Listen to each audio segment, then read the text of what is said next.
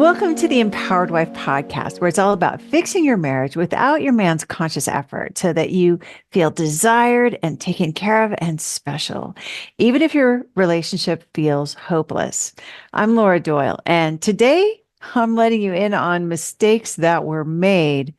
Relationship coaches confess.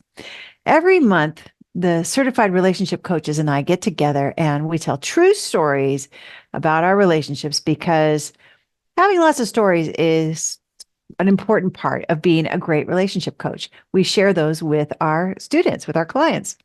And some of the best stories, the ones that are most valuable to the person you're coaching, they're embarrassing. Yeah, they're not proud moments or good examples of how to be a model wife. Far from it. They're more like horrible warnings of what not to do to have a great marriage. Those are the kinds of stories that we tell at these meetings, which are exclusively for the certified coaches. No one else is at those meetings.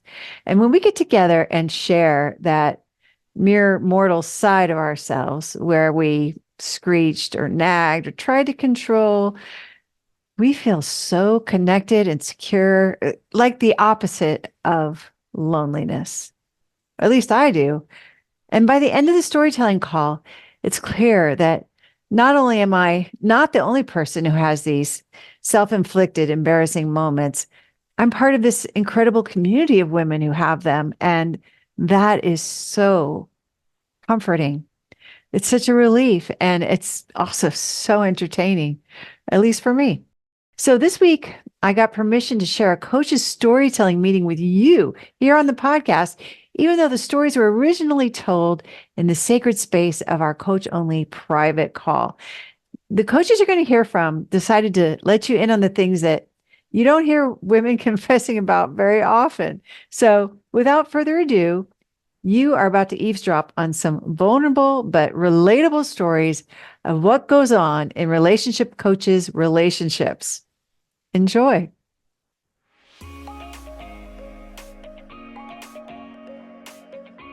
If you're wondering how to get started with fixing your relationship and making it shiny again, then you need a roadmap.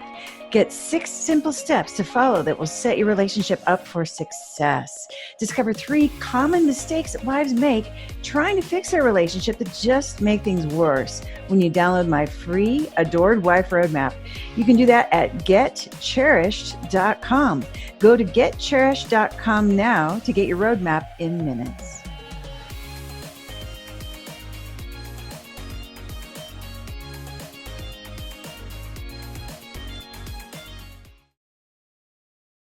All right, it's time for storytelling. And today we're telling stories about, we're all going to bust ourselves a little bit.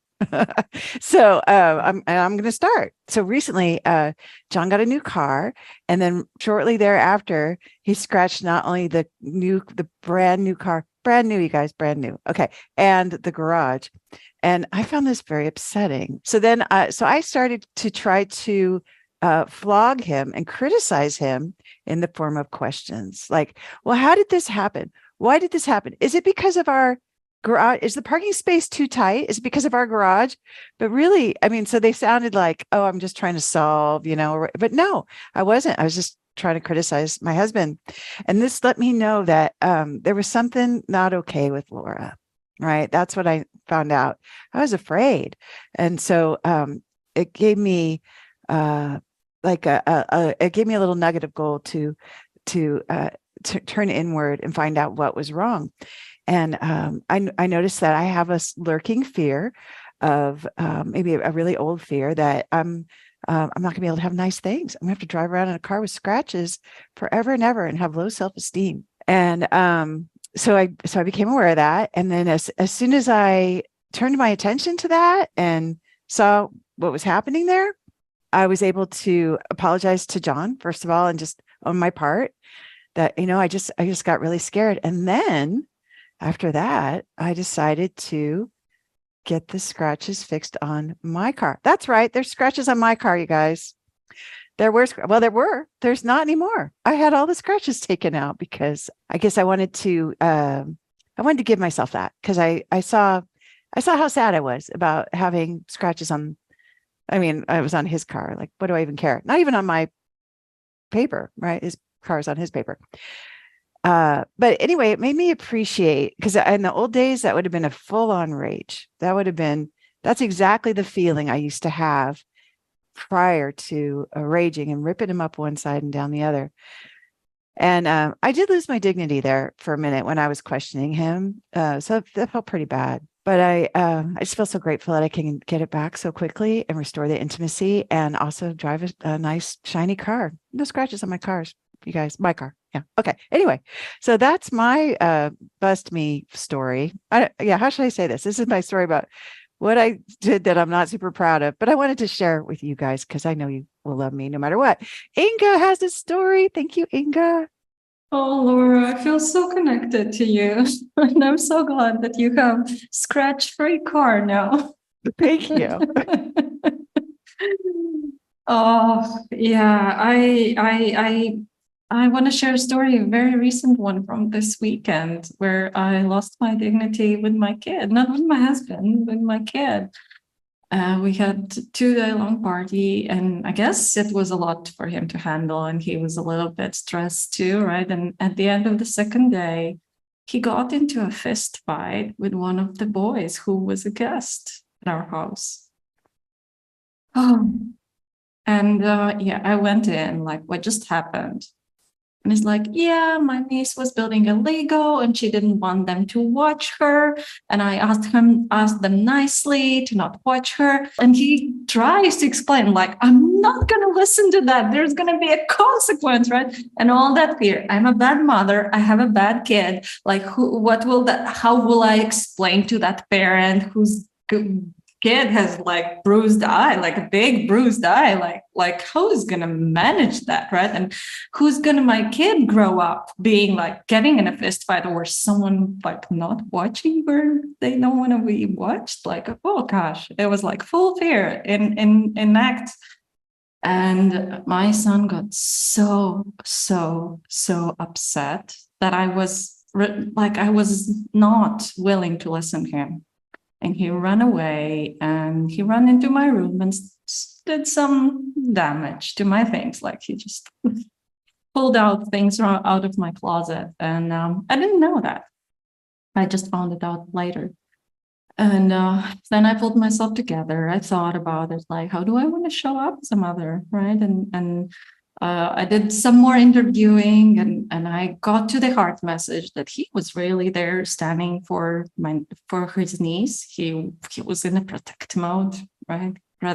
Like there was more to the story, and the boy was annoying, and he's been teasing the niece, and like he just was protecting her.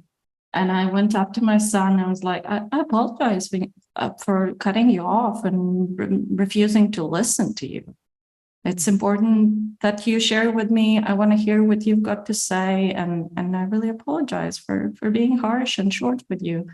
And he just bursted in tears and he cried and sobbed. And he was like, Mom, you're the best. I love you. And it was like such a connecting moment. Gosh. And then I get to bust myself again because 5 minutes, like he cooled down, and he went away for 5 minutes, coming back with an envelope. Mom, this is a gift for you on your birthday. I was like, this is what? Is this all the money you got for your birthday? And he's like, yeah, and it's my gift. And make a promise that you're not going to give it back to me. And I had such a hard time receiving it. What kind of a mother takes away her kid's birthday gift, right? But with like he's giving that, and I felt so guilty that I caused it in the first place. And he's like, make pinky promise that you're gonna take it and not try to give it back to me. He pushed me in a corner. He made me promise, and I had such a hard time receiving, but I ended up receiving it, and I'm like, yeah, I'm thinking of strategies how to compensate at least some of it. But yeah, this is what happens in my house. Oh my gosh. Well, I love your son. Your son actually wanted you to receive from him. That's why he was giving the money, and that's why he's making you promise. He's like, yeah, please receive. And you did. And I just love that. And I really love hearing about you apologizing to your son. When you were saying he burst into tears, I had tears come to my eyes too for the connection and the vulnerability that you showed to your son. So I think that's a beautiful, I know it does. I feel connected to you now too, because we're both just mere mortal women, huh? And we know how to clean it up, and then preserve those relationships. And it's just feels like kind of a miracle. So it's a very important relationship to me, of course. Yeah. And what a good mother you are. Thank you. Thank you, Inga. Great story. Thank you so much. Kaya's here. Hi. So I was to share a story that I might have shared, and I want to share it again because I love my story of this horrible warning story. I love it. So one day, like 2-3 weeks ago, my husband was going to take me out. He wanted to take me biking over like a bridge we have nearby in the evening. And I was so excited because this was a desire I expressed, and two desires. Number one, this I didn't express for him to spend time with me, but the one about the biking, I had expressed the desire weeks before that. And so that was happening that evening. And then in the afternoon, I just do that. I just told him, you better shut the grill because the steak probably burnt, because he was grilling steak, and he doesn't know how to grill steak was like where I was going to. And then I told him he wanted me to talk to a handyman because there's this old dance where he feels he doesn't know English that well. He learned it after we got married. He moved to the United States. He did not know English. And so I know how to talk, better than him. So I took the bait actually, and I was on the phone and he was telling me what to say. And I was like, I'm talking to this guy and he's trying to tell me what to say. And then when I hung up, I said, how would you like it if I told you what to say when you were on the phone? And yeah, so that was that conversation. So this was number 2. And then when I put the kids to sleep, I became resentful that he's not coming to offer help, because he usually helps me. And like, he can't just, my mind was like, I was in that space for whatever reason. My mind just goes. So my mind went to, you can't just come and offer help like 9 p.m. They have to go to sleep a normal time, not when you're available. Like, this was, all these words were going through my mind. And I was saying it out loud, going to bed, because I wanted him to hear how frustrated I was. And I knew that I could express a desire, but I didn't want to. And then I put him to sleep. In the middle, he's like, how can I help you? And I was like, you can put it. And then he just disappeared. He asked me how he could help me, and he disappeared. And then when he walked back in the door, it was 10 p.m. So I went downstairs. The old me would have just avoided him now for like a few days, let this blow over. And he went downstairs and I said, okay, I guess we're not going tonight. Like, I just said it out loud because I knew all that had happened before, and he's coming in 10 p.m. We're not going anywhere 10 p.m. I figured, I wasn't 100% sure. We've done that too. We've gone like on a walk near a house, but he's quiet. And he said, I lost my motivation to go with you.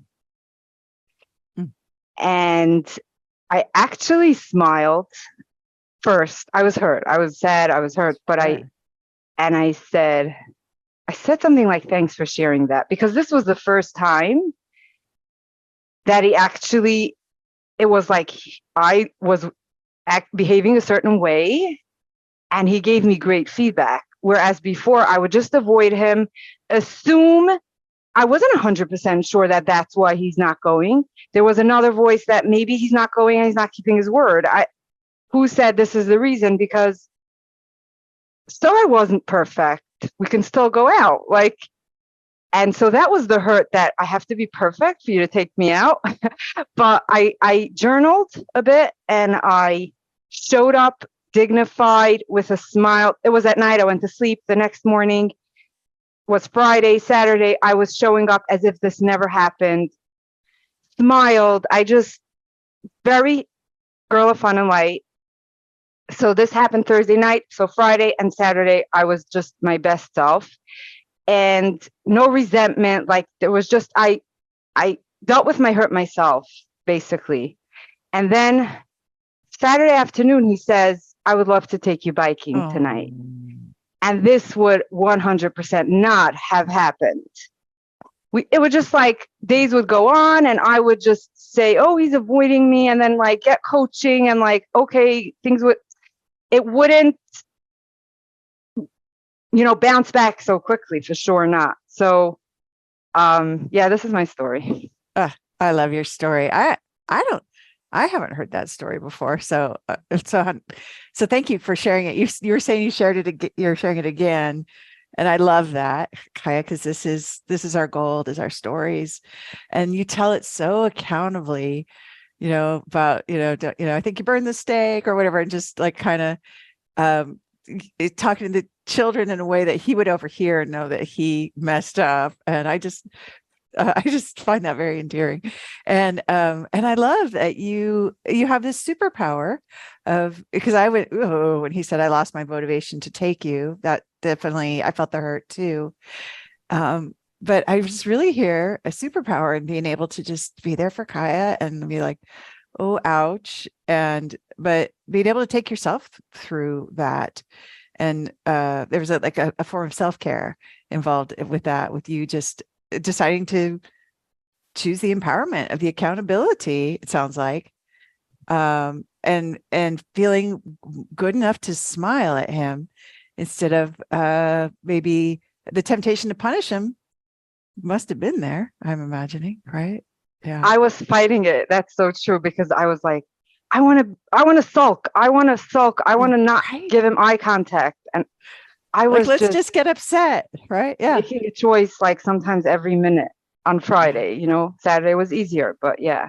Yeah. Yeah. Yeah. Great story. I love it. The accountability just makes it really, really has a lot of wallop for me. So good job. Thank you so much for sharing that. All right. Stephanie's here. Stephanie. Hey. Hey. All right. So, I love the private school that our boys have been going to, and I got very attached that they should stay in that school. But then Marco kept saying things like, "Oh, we need to take them out of that school because we can't keep paying for it." And so it just got to be so much. At a certain point, I thought, I printed out his credit card statement and I highlighted all of his expenses going out to restaurants, from far after work. And I created a spreadsheet, and the total of a month of those equaled the school tuition. So I was so helpful. I was like, look, we can afford this just with your going out. And it did not go over too well. And some stuff hit the fan, and he was not having it. He was done with me. And so now I had met, and I knew that some self-care was in order. So I left the house, and I don't know, maybe I got a massage. And then I called him. I said, I was thinking of going to the movies too, but I don't know. And I think maybe I should just come home. He's like, no, don't. He said, don't come home. He didn't want me there. And anyway, so I ended up telling him, I apologize for being disrespectful when I looked at your credit card statement, and disrespectful and controlling. And that night we ended up, not only did he took me back home, but we ended up snuggling on the sofa together that same night. And then I just let it go. I just let go of this whole topic and didn't bring up the school again. And next time it came up, he's like, oh, of course they're going to stay in that school. Like, until what grade can they go there? Oh, wow, I love it. Wow. Stephanie, gosh, this is why we get along so well. I just love you with his credit card and made this spreadsheet. This is just, yeah. I, yeah, I just relate to you so much. It's so much fun to hear that story for me. And like how you said, shit hit the fan. And so and then you left.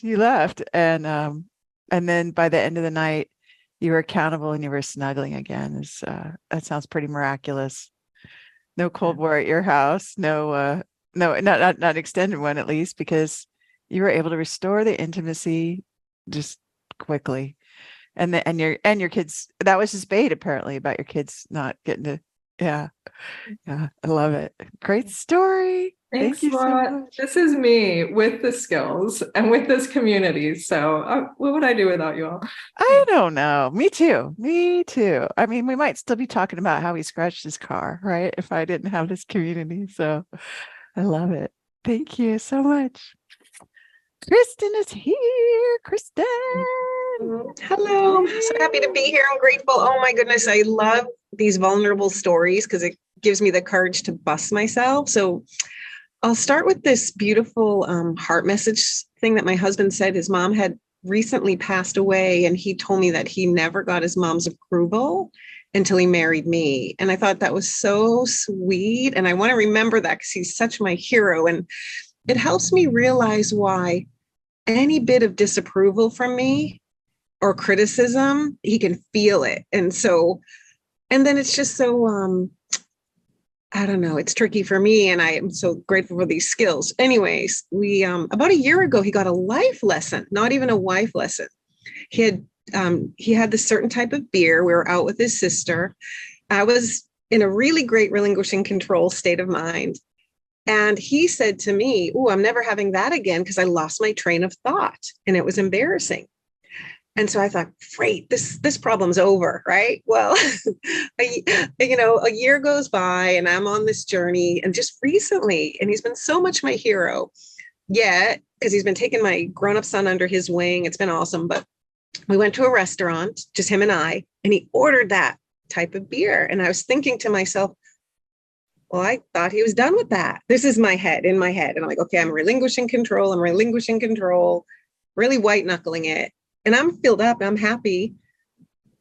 Yet he could still feel it. I just know it, even though I was duct taping. And one of my triggers, I think, and that's why I'm using these skills, is I don't like to feel like I'm trapped somewhere. And so the waiter came over and said, "Would you like another one?" To my husband. He said, "No, thanks, just the check." And I'm like, "Yes, we're going home." Well, then a different waiter came over and said, "Oh, senor, would you like more beer?" And here's the bust, said, "Oh, no, thank you. He already said no more." Right. And my husband was furious because I shut him down in front of another guy.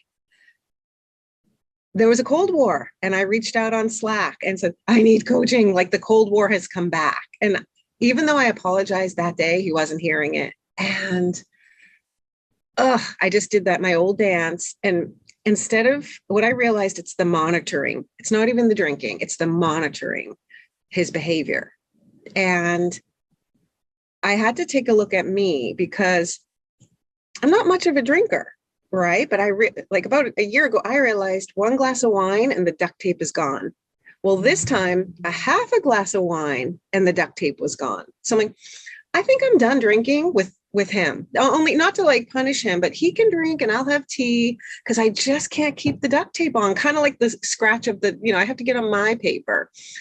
And this is kind of sweet. A couple days later, after I got 2 coaching sessions with some lovely ladies here, lots of texting to my besties, I did another apology because I know he was not ready to hear that other one. And I asked him, I'm like, what would have happened if I had said, I would love to go home?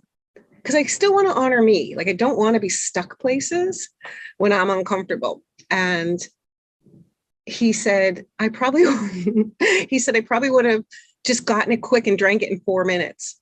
And I was like, I was thinking to myself, well, that's not optimal, but guess what? And maybe that's a win-win. So anyways, I'm still on this journey. So thank you for hearing it. Oh, I love it, Kristen. And I love that. I love You're so accountable. And I can really relate to like somebody saying, "Oh, I'm never doing that again." And having said that myself, like this time I really mean it. I'm never doing that again. And then like, like the next day I'm doing it again. Right. So, and then like taking that to the bank, like, oh, he said he's never going to do it again. So that means he's never going to do it again. Right. And I just love your awareness of the monitoring. It was the monitoring and how accountable and clean you are with, I'm not my best self after a glass of wine. Okay, after I have a glass of wine, I'm not who I want to be. This is not this, like I lose access to being able to ask myself, how do I feel and what do I want, instead of like just having being kind of distracted by whether he's going to order that beer or not. And I also love about your story, you did apologize and it didn't work, quote unquote, right? Because there was still a Cold War, and you're like, and I love that you got support. And anyway, it's just so relatable, and yeah, what a great, it's very, very entertaining story. So thank you, Kristen. Thank you. I love your accountability. Yeah, to me, Oh. it's entertaining when it's so authentic, right? Like Oh. I relate to every single one of you, and yeah, it just makes me, a lot of connection. So great story. Thank you, Kristen. I'm so happy we're You're doing this welcome. together. And thank you. I'll only drink wine with you all. That's it. Okay, that's perfect. When we Okay. see you at the symposium, Yeah. we'll all have a glass of wine together and try not to control each other. We'll see how that goes. Thank you. I love it. Thank All right, you. cool. Judy's here. Judy, hey. Good morning. Good morning. I have a story that feels unusual, but after hearing everyone else's story, I guess we probably all feel that way. I'm such a magnet that I would like to know how to demagnetize when the time arises. I had a party because I felt like my social self-care had gone way down. So I planned this party, I ordered food and got everything all, just perfect. And then I sort of got sick. So I needed help getting it together, like arranging the chairs and getting down the plates and doing all that sort of thing. And so I asked my husband to help me. Because I didn't want to stand on the stool. And so he was acting really strange, like really snarky, really not like him. I mean, he's texting me right now, even though I told him that I had a meeting this morning.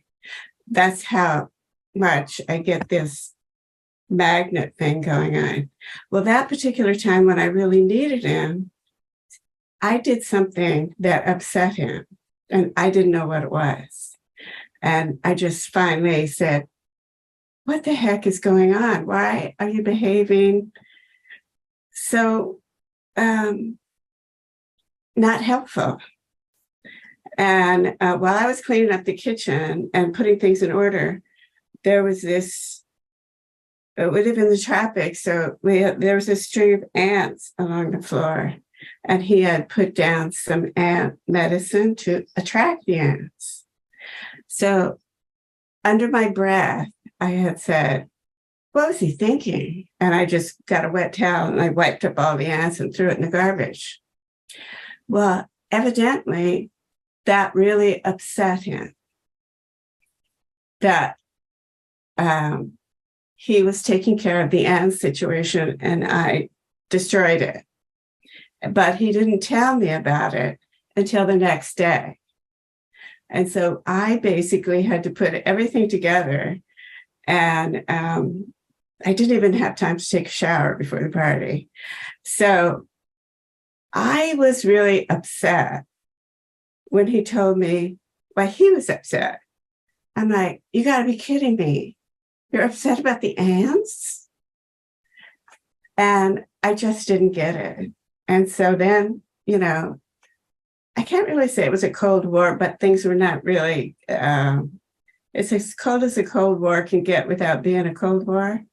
And so now I'm being over magnetized.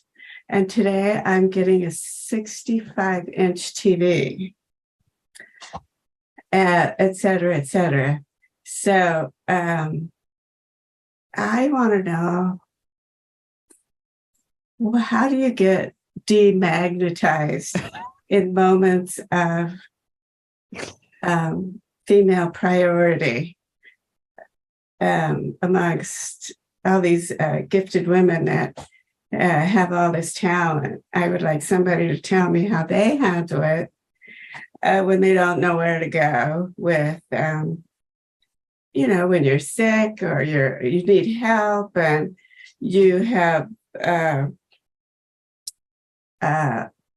burst your husband's bubble accidentally on a male touchy issue, like I killed all the ants. That's He my was, story. oh yeah, I love it, Judy. So he was going to be the ant warrior, or he had a project going on. That how were you to know that that was you just saw the opportunity, like, oh, I can kill all these ants, and he was like, no, I'm getting them all over there in the same circle or something, or same line, so I can kill them. I can just totally picture that happening at my house too, something similar.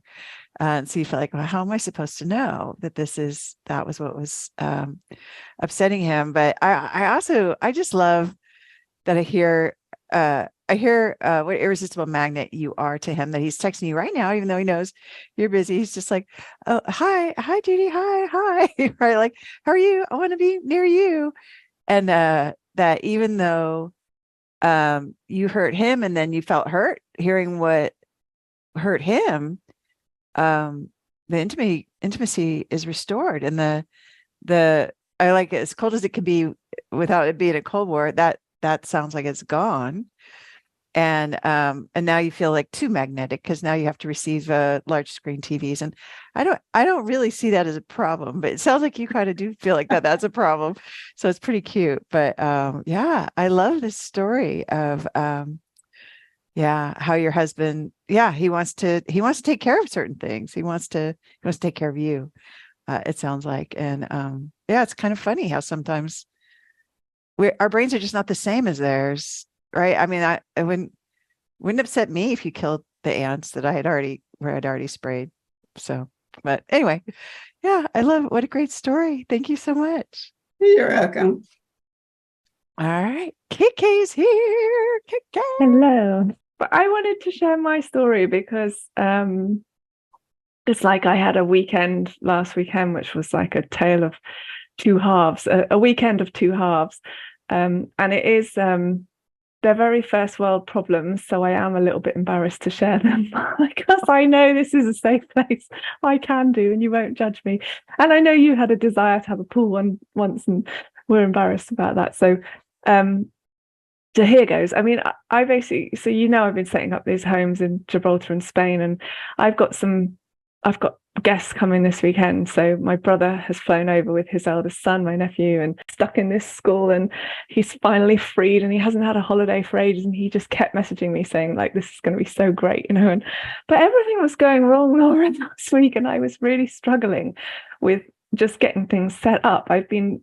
Some of my friends will know this, I've been fighting for months to try and get the Wi-Fi set up in the country house in Spain, and I just had to get this bank account done because we couldn't set up the Wi-Fi without the bank account, and then I couldn't get the modem delivered because I was too in the country and I wasn't in that house very much. I mean, it's a whole saga, but anyway, it had gone on, and I'd got this modem and I plugged it in and it didn't work.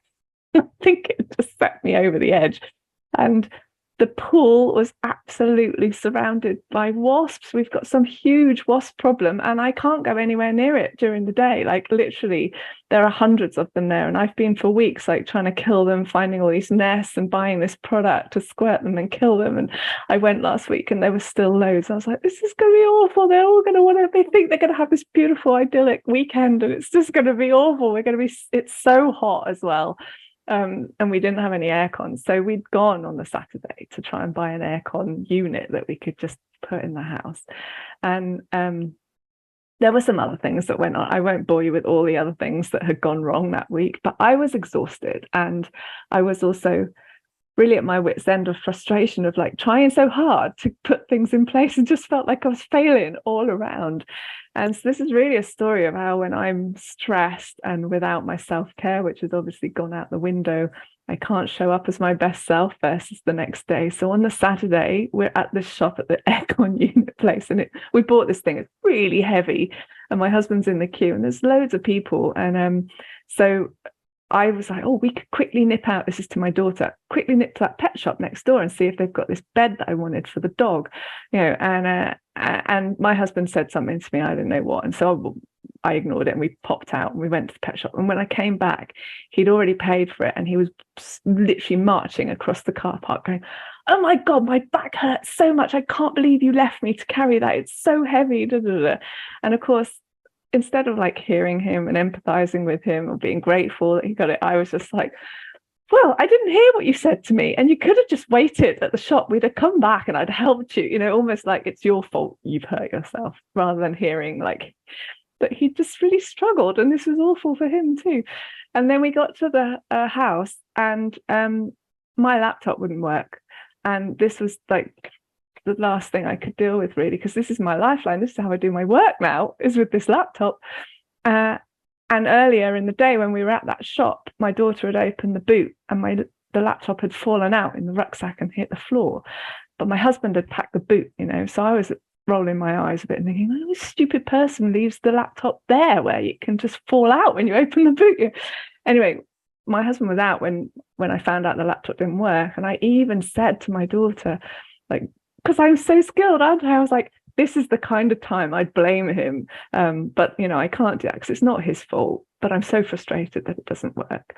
But I tell you what, by the time he came back, I just couldn't do it. Even though I had already said to my daughter, I mustn't blame him because it's not his fault.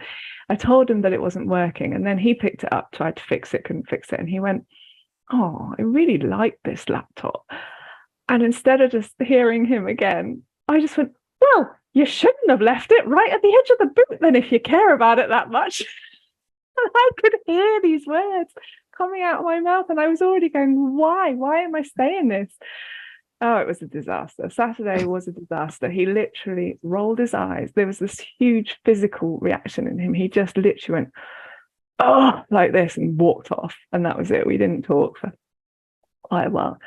I got a good night's sleep. I looked after myself. I was so tired. I relinquished control of all these issues that were going on. I reached out to some friends who were biking the next day. I invited them to breakfast. I said, please, will you help me with this Wi-Fi? I don't understand why it won't work. You speak Spanish. Could you call someone and just help me? And suddenly the next day, I was well slept. I had a beautiful breakfast with these friends who did come and help me, plugged in my Wi-Fi, got it working, and literally the world was right again. I apologized to my husband, and we had the loveliest day on Sunday. We went in the car. He said, oh, would you like to come out for lunch? And we went to Soto Grande down to the harbour. We had this really beautiful lunch together, loads of fun. And I won't tell you what we did in the bedroom later because it's a bit hot and raunchy. But yes, honestly, the Saturday and the Sunday were chalk and cheese. And it's just a reminder to me that I can't do this without looking after myself and having my self-care. And if I'm stressed, it can go out the window. Yeah. Oh, I love it. KK, I love you really set us up with, so like sometimes a bunch of things in life will come together and make it so you're depleted. And I love the part where you tell your daughter, like, yeah, I mustn't blame him. And it's like a horror movie, right? Because you're like, oh no, those words that came out of my mouth, like, come back, right? And it sounds like even in that moment, it's more tempting than a cinnamon roll, but also there's like, I know for me, there's like a little bit of horror that happens as they're coming out now, right? It feels good, but then it also is like, oh no. And I just love that you got so clear. Like, I need some self-care. I'm gonna have the breakfast with these friends. I'm gonna ask for help. I'm gonna get a good night's sleep. And then you were a new woman, and you were able to restore everything so quickly. And I just love the part where you shared. You said, well, if you loved it so much, You shouldn't have put it on the top of the boot. So I don't know. Just makes me feel very connected. So And it wasn't even broken, it turns out. It actually just wasn't charging properly and it was all fine. And here I am using the same laptop. I love it. I love it. Nice twist. Great story. KK, thank you so much for telling on yourself with Lizzie. I love it. Okay, Mila is here. Mila is Hi, Laura. I also have a mini horrible warning story from just a couple of days ago. It just brings me back to coach training when I came and we were in the control module, and I was like, that doesn't apply to me. I don't control my husband. I just don't do that, right? Except when it comes to his health. And so I remember trying to put all sorts of vitamins in him and herbs and trying to improve his health. And in the beginning of the relationship, he was so polite. He was like, yeah, oh, thank you. Yes, definitely. I'll take this. And and probably I don't know whether he took them, maybe he threw them away. I don't know what happened. But as I became more and more kind of controlling, he started pushing back. And I remember having a lot of fights on that. And I'm like, what? You don't care about your health? I want to have a healthy husband. So anyways, I decided to relinquish control over that and came up with an SFP. You take such a good care of yourself. And it's been going pretty well. But of course, I'm more the woman, so I'm tempted to control. And that's what I did. A couple of weeks ago, he started complaining about a headache. And oh my God, that triggered me. Here you go. He's not healthy. He needs to take care of his health. And then I'm starting, and he's taking some dissolvable vitamins. And I'm like, you know what? These are not good. I'm going to give you some really good quality stuff. And I gave him a lecture on buffered vitamins, bioavailable, and also all sorts of things. He's like, no, I'm fine, thank you. And then I put the vitamins in front of him, and I could see his whole body language going like this, and he just started avoiding me, and I kind of saw it. I'm like, oh, I'm controlling. Oh, okay, let's take a step back. A couple of days ago, a couple of days later, he again took his dissolvable vitamins. I'm like, no, let me give you the good ones. And he just looked at me and just was like, just talk to the hand. And I'm like, oh, how disrespectful. And I said nothing. I was just so shocked because he doesn't treat me that way usually. And I'm like, what just happened? I'm like, oh, I'm being controlling. Oh, that's what happened. And he said, I took such a good care of myself. And I'm like, oh, yes, you do. Actually, indeed, you do.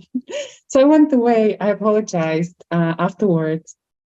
And just yesterday, he was like, my vitamins are finished. What about yours? Where is give me one of yours. And I'm like, yeah, here they are. And some kombucha. No, I didn't. So, yeah.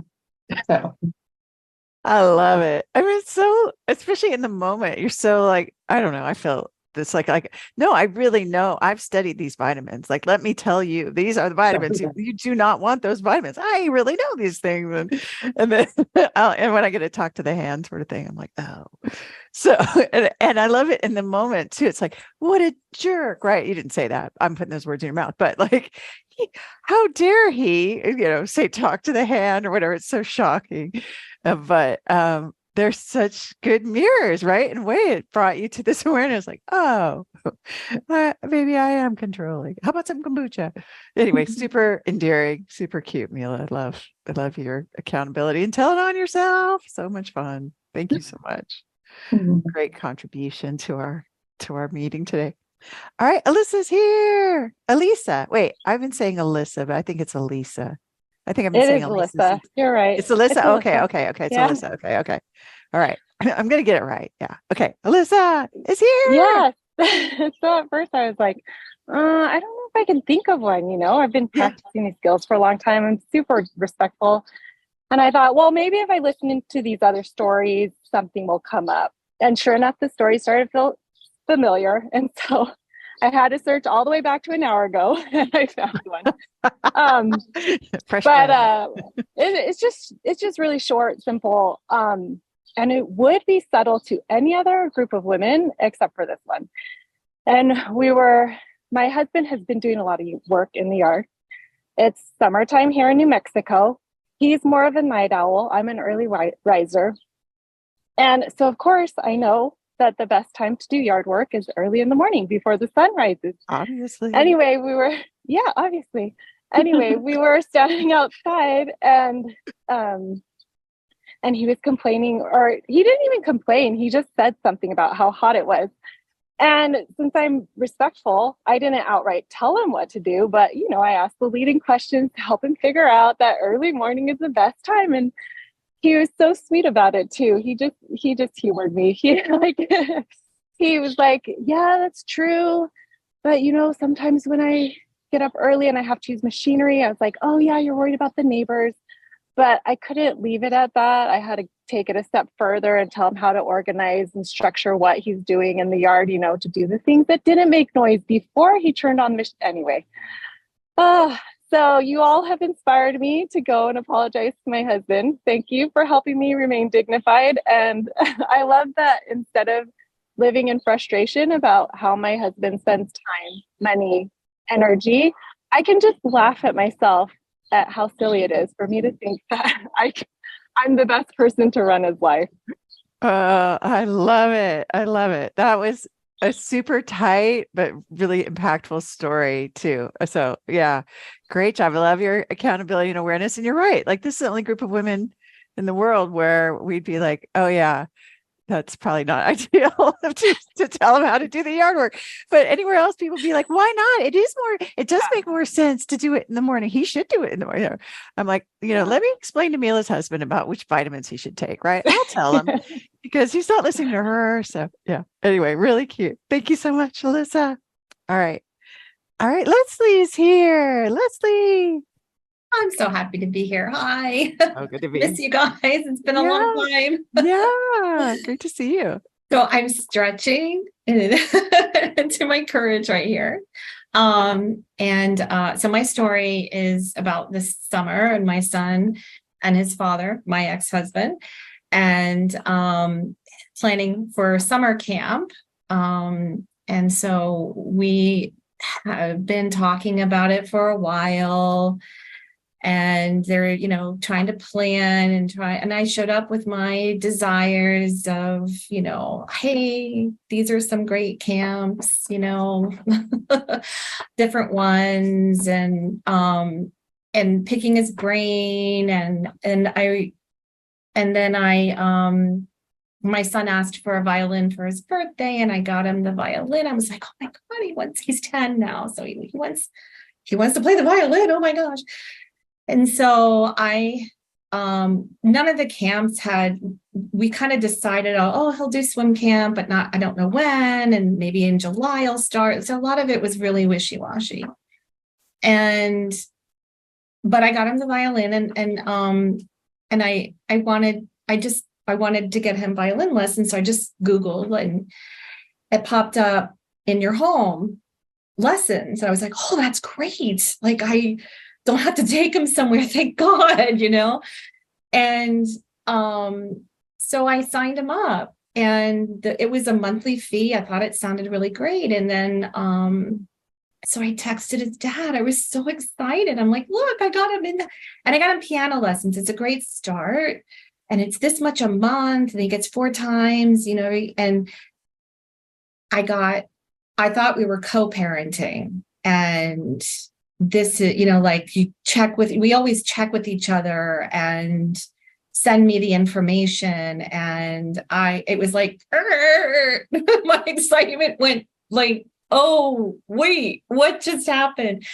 And it reminded me of all the times that I've come to him excited about something and it just went sideways so fast. I'm like, what happened?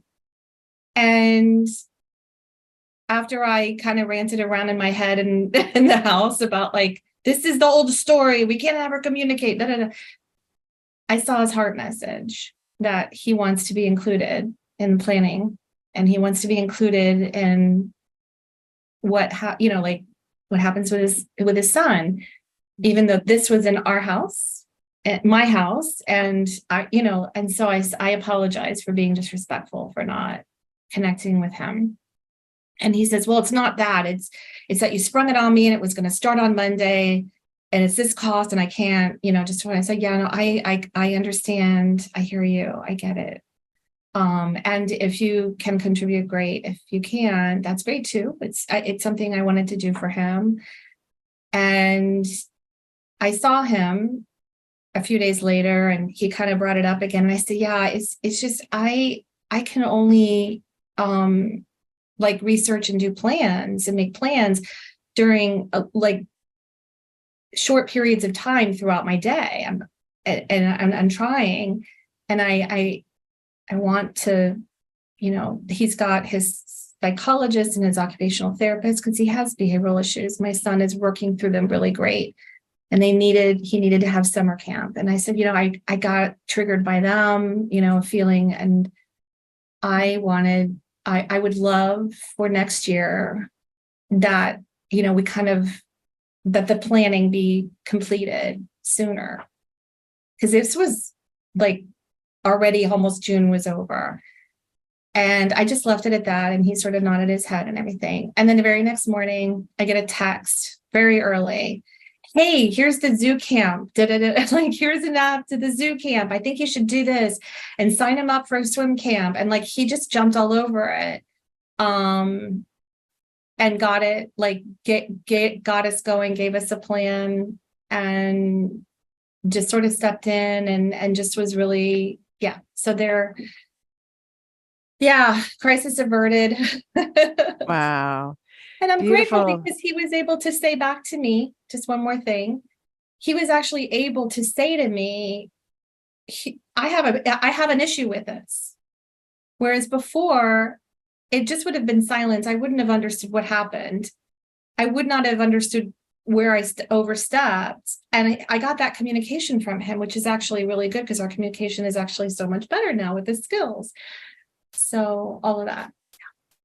Beautiful, Leslie. What a triumph. I love your willingness to just listen to his heart message in that, because really, this is like killing the ants, right? How can he be mad that you got violin lessons? Your son's excited to learn violin.